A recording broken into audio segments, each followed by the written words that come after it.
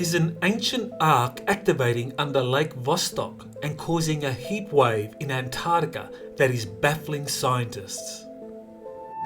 You are listening to Exopolitics Today with Dr. Michael Salla, your source for the uncensored truth regarding the human, extraterrestrial, global, and political agenda.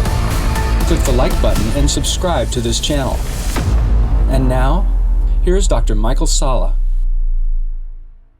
On March 18, news emerged of a heat wave in East Antarctica, the epicenter of which was the Vostok region that sits atop a mysterious lake 2 miles under the ice sheet.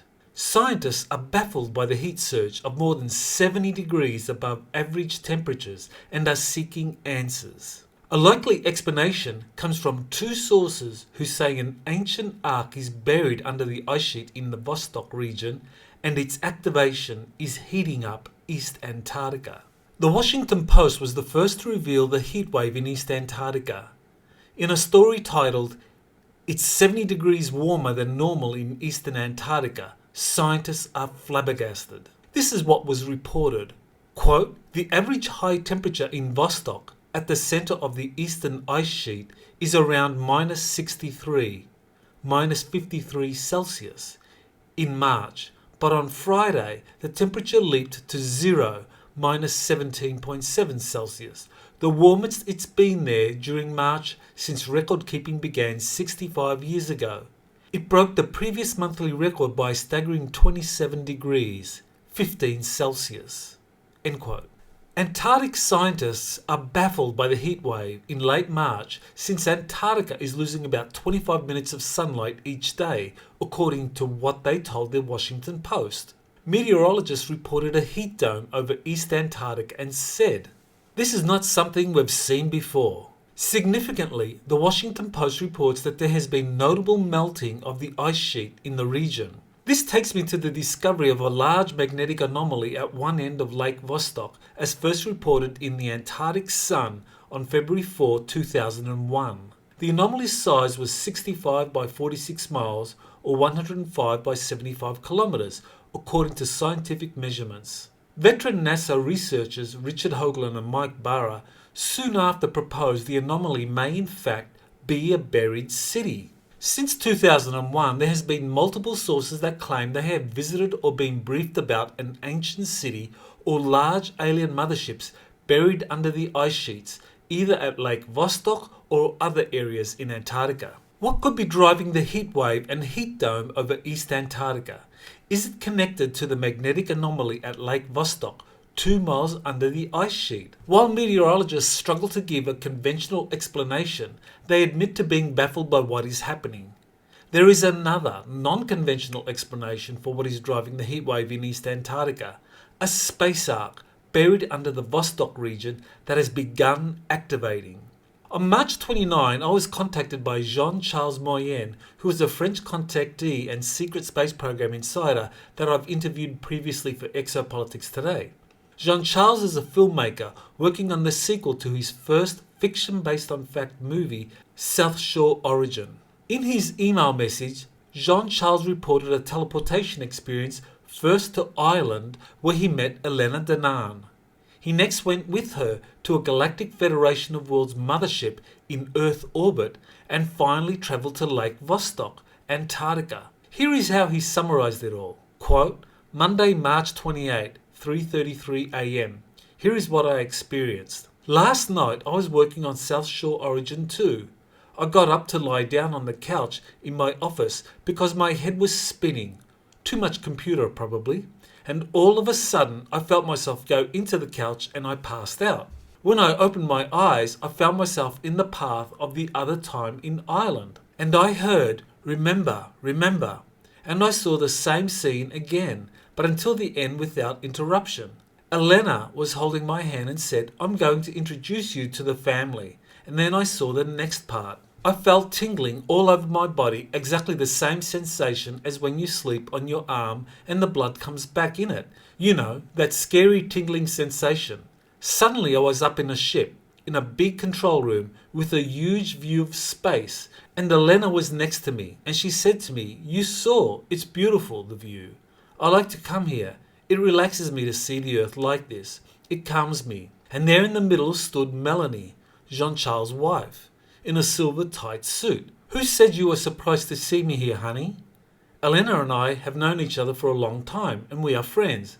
But I'll let you continue your visit, and she teleported herself. And then someone came up behind us. I instantly felt his energy, and the hairs on my arm stood up, as if electrified. I turned around and saw a man in a uniform, with shoulder pads, almond-shaped eyes of a very luminous lagoon colour, and beautiful blonde hair that looked like an angel, as in the Bible. There was no flaw on his face. It was disturbing to see the perfection of his features. He smiled at me, and I heard in my mind, "Relax, my friend. You know who I am." And he came closer and put his fingers in a triangular shape on my forehead and temples, and I found myself surrounded by translucent blue ice. I said, "Where are we?" He told me, "Under Antarctica, precisely under the Lake Vostok, where there is an arc." And I turned around, and Elena was there in a tight-fitting suit that pulsed a kind of bluish energy with heat to regulate your temperature. I had no suit, but I had the same bluish energy around me. And I said, "But why are we here?" And I heard, "Because you are all the keys to the awakening of humanity." And suddenly I felt myself being pulled backwards, as if I was falling into a hole, and I woke up with a start, with my heart pounding in my chest. It was precisely 3:33. End quote. After receiving Jean-Charles' startling information, I contacted Elena Danan to see if she or Thorhan had any information about Lake Vostok and what Jean-Charles had experienced. The response from Thorhan to my inquiry was stunning and gave critical information that explains the heat wave and melting ice in the Vostok region. Quote, Lake Vostok, March 29, 2022. The civilization who left technology under the melting ice of Antarctica wasn't from Nataru, Milky Way galaxy. There were ancient times when the climate of this planet was different, when the magnetic poles were located in a different place. The land was green and fertile, and the climate was warm, in the land you call now Antarctica. An important colony was settled there. They were of the Patal. They lived in peace and prosperity.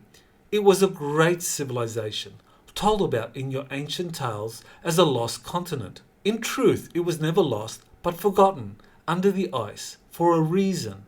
They left gifts, large crafts, and structures in the subterranean web of heated caverns. The structures under Lake Vostok were known from a long time by your scientists working in the secret programs. The Earth Alliance knew, and it was the bait to bring financial elites down to Antarctica for the last meeting. They never saw the arcs. They were never taken there. But this is another story. The arc under Lake Vostok is part of a much larger structure of halls and temples. A powerful pyramid generator is also there. None could activate it. Yet. End quote. Thorhan appears to be describing an ancient civilization such as Atlantis, which has long been rumoured to be buried under the ice sheets after the last cataclysmic earth changes occurred 11,600 years ago. A book by researchers Rand Flem-Ath and Rose Flem-Ath, Atlantis Beneath the Ice, The Fate of the Lost Continent, published in 2012, presents compelling evidence for such a claim. In addition, Thorhan refers to recent meetings held in Antarctica where the Cabal, aka Deep State leaders, secretly travelled to negotiate with the Earth Alliance and the Galactic Federation about their future. The Cabal reneged on whatever deal was reached and continue to cause chaos on Earth, as evidenced by current global events. Thorhan continued his update. Quote, not only the Earth Alliance and the Nataru Alliance knew about it, but also the enemy. The Sakar stormed and took the place under Vostok, hoping to crack the codes of this technology. They welcomed the humans of the Nazi group that you call the Fourth Reich to help decrypting this technology. Were you thinking that they accepted human colonies there in Antarctica for no reason? What do you think they were getting in exchange for technology and weapons? DNA. The Sakars knew DNA was the key to activate these power structures. But even though they looked into finding the right DNA frequency codes, they never succeeded to activate these structures. The Intergalactic Confederation has more than one safety lock on these structures, and what comes with DNA is consciousness. The body envelope and the inhabiting soul need to be of the same frequency, and the person needs to be alive and conscious and know what to do, how to activate the commands and unlock the portals. You need the knowledge that goes with the tools. You cannot kill someone and only use their DNA sample because it needs to be inhabited by consciousness, by an original soul part of the seeders who have this knowledge. Bodies are also there in stasis, and they were found a long time ago, but their genetic material isn't enough because the soul has gone and awaits to come back. Now the ice is melting to reveal in plain sight the secrets we liberated for you. End quote. I have earlier reported on my US Army source JP, who has travelled to arcs on the moon and under the Atlantic Ocean, where a multinational team drawn from the US, China and Russia has been researching the ancient arcs. JP confirmed that the arcs are activated by the DNA of a select number of individuals. Consequently, it is very plausible that the Draco reptilians, aka Sakaar, used the Nazis to get access to human DNA they could use to activate the arcs. In addition, JP has revealed that the activating arcs are releasing a tremendous amount of heat, quickly warming up the surrounding environment. In a voice communication received on March 29, Elena confirmed that she had been taken to Lake Vostok with Jean-Charles in the early morning of the previous day. This is now the explanation why I wasn't allowed to remember this moment, because it was meant that Jean-Charles remembers. I think it's a good strategy that they scattered information, not always the same person, you know. I find it very good. Then there was a lot of also holographic projection around Jean-Charles to show him, make him confident and settled. They projected that his Melanie was there as well to make him confident. But I was really there and with him, and I remember now. But he was the one meant to remember first, because as Thorhan always says, remembering is activating. So now he could confirm about Lake Vostok. Elena's confirmation shows that the Galactic Federation is now taking at least 2 individuals to visit the space arcs, witness the contents, and report their experiences to the world. In a follow-up message from Jean-Charles on March 29, he explains being taken on a second trip to Lake Vostok earlier in the morning of that day. Quote, "This night I found myself in the same place under Lake Vostok, but this time I was inside a structure. It was the arc. Everything was purified inside. No screws, nor bolts, nothing. It looked like tungsten, but translucent. I was in the center, and in the middle there was a kind of sphere which turned very luminous. They would have said a ball of bluish plasma which gave off a lot of heat by emitting a crystalline noise, and around was laid out in a geometrical form resembling a star, tubes in which there were beings in stasis. I approached one of the tubes, and when I approached, it reacted by lighting up, as if my presence triggered it. I felt in connection with the material of the vessel. The structure seemed alive. I could see the appearance of the being in the tube. He was tall, and his skin had bluish reflections. He was wearing a kind of midnight blue suit without any seams. There was a symbol on the suit representing a triangle with the constellation inside, and I heard a voice coming out of nowhere saying to me, 'You have been chosen.' It was the same sentence that the mantis being had said to me as a child when she put her paws on my shoulder, you remember, during the test of fear with the other children. Many of them had failed except me. Well, it was the same voice. I approached the tube and it lit up very brightly, and I woke up suddenly, and on the alarm clock it was 5:55. End quote. Jean-Charles' information matches what JP said he had encountered during his 2 trips to the submerged Atlantic space arc. He described a blue ball of liquid, or plasma, in one large room, which was a portal to other space arcs. In addition, he witnessed many crypt-like structures whose contents were not seen by JP, but he said he was briefed that they radiated friendly energy. In addition, in an upcoming update from UNA, a representative of the 24 Cedar races, also known as the Intergalactic Confederation, it will be confirmed that the sleeping giants are starseeds currently incarnated on Earth.